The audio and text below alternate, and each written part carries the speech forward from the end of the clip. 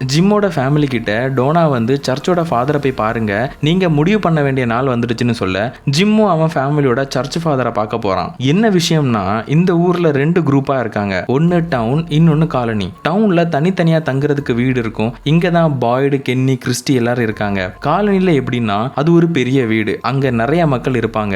அங்கதான் டோனா, பாய்டோட பையன் விக்டர் எல்லாருமே இருக்காங்க. புதுசா இந்த இடத்துக்கு வர்றவங்க இதுல ஒரு இடத்த சூஸ் பண்ணணும். ஒரு ஃபேமிலி இருக்கிற எல்லார்கிட்ட அவங்க முடிவை கேட்பாங்க. கூடவே அந்த சர்ச் ஃபாதர் என்ன சொல்றாருன்னா, நீங்க டவுன்ல இருக்கிற ஒரு வீடை சூஸ் பண்ணா உங்களுக்கு ஒரு சிம்பிள் போட்ட கல்லை கொடுப்பாங்க. அதை நீங்க டோர் பக்கத்துல வச்சுக்கணும். எல்லா விண்டோவையும் கண்டிப்பா மூடி இருக்கணும். விண்டோல ஆணி முக்கியமா அடிச்சிருக்கணும். கூடவே அந்த விண்டோவை துணியை போட்டு மூடணும். சின்ன பசங்க இருக்கிற வீட்டுல எப்பவும் டபுள் செக் பண்ணிக்கங்க. அந்த மான்ஸ்டர்ஸ் குழந்தைய ஈஸியா மேனிபுலேட் பண்ணிரும்னு சொல்லிட்டே வர்றப்ப அங்க ஒரு பாக்ஸ் இருக்கிறத ஜிம்மோட ஒய்ஃப் பாக்குறாங்க. இது என்ன பாக்ஸ்னு அந்த சர்ச் ஃபாதர் கிட்ட கேட்கிறப்ப அதுக்கு அந்த சர்ச் ஃபாதரோ, இது ஒரு பனிஷ்மெண்ட் பாக்ஸ். இந்த ஊர்ல உள்ள ரூல்ஸை கடைபிடிக்கலன்னா பனிஷ்மெண்ட் உண்டு. என்ன பனிஷ்மெண்ட்னா, இந்த பாக்ஸ்குள்ளாடி ஒரு நைட் இருக்கணும், அதுவும் அந்த சிம்பிள் போட்ட கல் இல்லாமன்னு சொல்ல இப்பதான் ஜிம்முக்கு புரியுது, ரூல்ஸை மீறினா அவ்வளவுதான் செத்தோன்னு. அப்ப ஜிம்மோட ஒய்ஃப் அந்த ஃபாதர் கிட்ட இதுக்கு முன்னாடி இதை யூஸ் பண்ணிருக்கீங்களான்னு கேட்க அந்த சர்ச் ஃபாதரும் இதுவரை இல்ல, இன்னைக்கு நைட்டு தான் ஃபர்ஸ்டா யூஸ் பண்ண போறோம்னு சொல்றாரு. இந்த மாதிரி எல்லா இன்ஃபர்மேஷன்ஸையும் சொல்லிட்டு அவர் ஒரு வீட்டுக்கு கூட்டிட்டு போறாரு.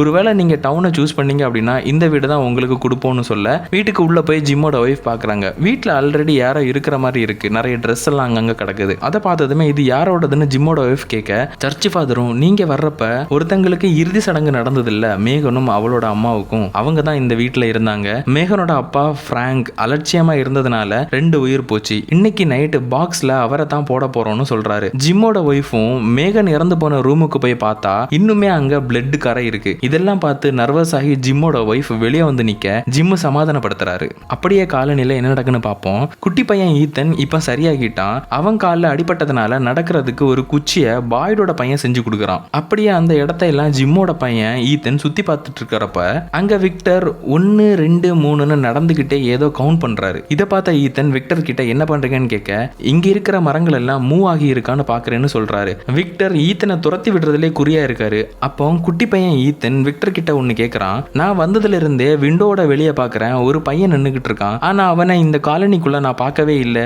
அப்படின்னு கேட்க விக்டர் ஒரு செகண்ட் ஷாக் ஆகுறாரு. ஆனா ஈத்தன் கிட்ட எதுவுமே சொல்லல. அந்த இடத்துக்கு ஈத்தனோட சிஸ்டர் வந்து விக்டர் கூட ஈத்தன் நிக்கிறத பார்த்து திட்டுறா. ஏன்னா விக்டர் ஒரு மாதிரி வியர்டா பண்றாரா, அதனால தான். ஈத்தனோட சிஸ்டர் இனி விக்டர் கூட எல்லாம் நீ பேசக்கூடாதுன்னு சொல்ல ஓகேன்னு ஈத்தன் சொல்லிட்டு போயிடுறான்.